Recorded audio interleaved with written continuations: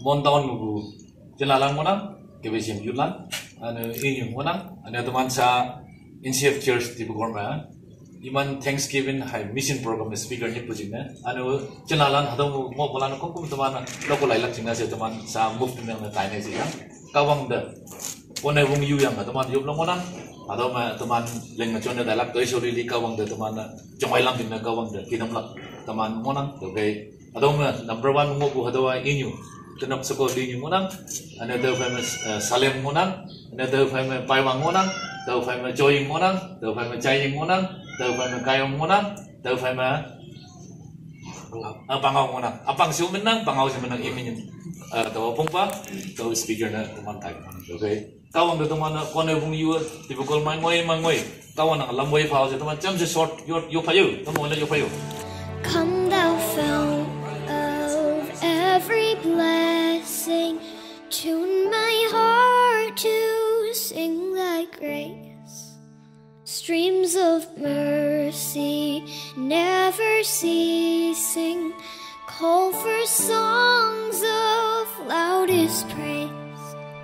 Teach me some melodious sonnet sung by flaming tongues above.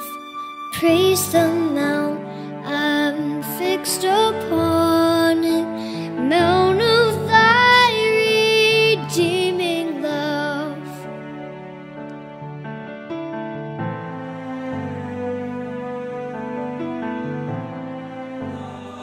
Bài cây từ mana say, Krista chính cái say yêu hà, từ mana niềm thao la, trên thế mong mây ngô ha, ở trên địa nam mong mây.